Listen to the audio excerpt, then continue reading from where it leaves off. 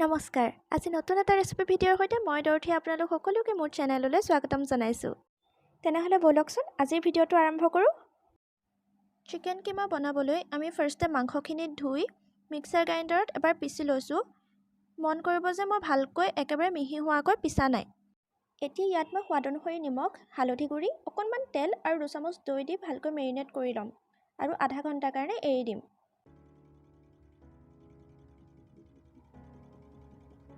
এতিয়া কেৰাহীটো গৰম হোৱাৰ পিছত মই ইয়াত তেল দিছোঁ তেলৰ পৰিমাণ মই বহুত বেছি ৰাখা নাই ইয়াত দালচিনি আৰু ইলাচি দি দিছোঁ এতিয়া গোটা জিৰা অলপ দিছোঁ এতিয়া জিৰাখিনি ভালকৈ ফুটি যোৱাৰ পিছত ইয়াত 3টা কাটি লোৱা মিডিয়াম সাইজৰ পিয়াজ দি ভালকৈ ভাজি ল'ম এতিয়া ইয়াত মই খুন্দি লোৱা আদা নহৰু 1.5 চামুচ আৰু 2টা জলকীয়া দি কেঁচা গোন্ধটো যোৱালৈকে ভালকৈ ভাজি লৈছোঁ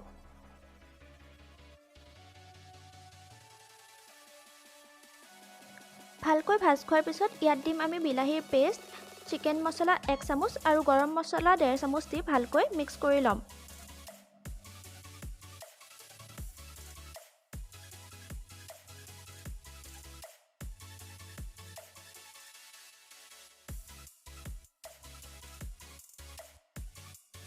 মছলাখিনি ভালকৈ ভাজ খোৱাৰ পিছত এতিয়া আমি ইয়াত চিকেনখিনি দি দিলোঁ যিহেতু আমাৰ ঘৰত ৰেড চিলি পাউডাৰ ইউজ নকৰোঁ গতিকে ঘৰতে কৰা শুকান জলকীয়াৰ গুড়ি অলপ দি ভালকৈ ভাজি ল'ম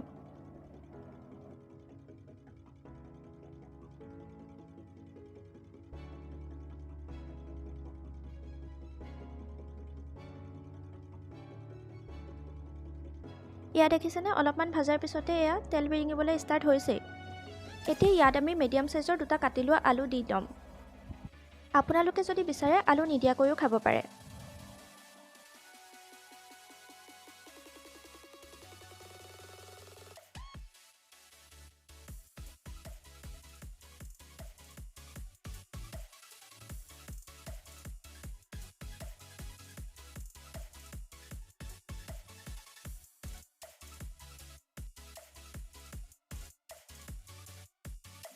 এতিয়া ভালকৈ ভাজ খোৱাৰ পিছত ইয়াত মই অকণমান গৰম পানী এড কৰিছোঁ যাতে মছলাখিনি তলত লাগি নাযায়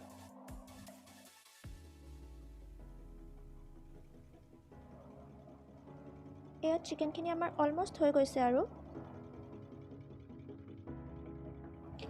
এতিয়া আমি ইয়াত মেগী মছলা আধা চামুচ 6-7 মান জালুক আৰু আমুল ক্ৰীম দি ভালকৈ ভাজি ল'ম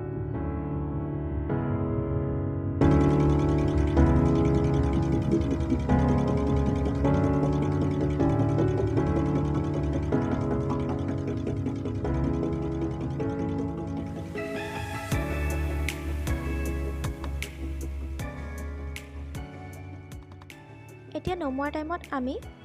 আধা চামুচতকৈ অকণমান বেছি কচুৰি মেথি লৈ ভালকৈ ভাজি ল'ম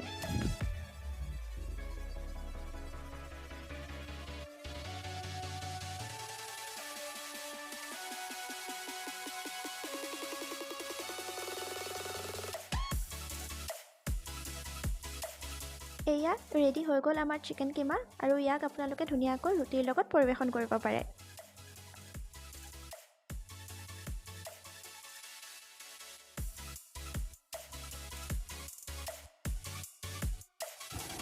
গতিকে ভিডিঅ'টো শেষলৈকে চোৱাৰ বাবে অলেখ ধন্যবাদ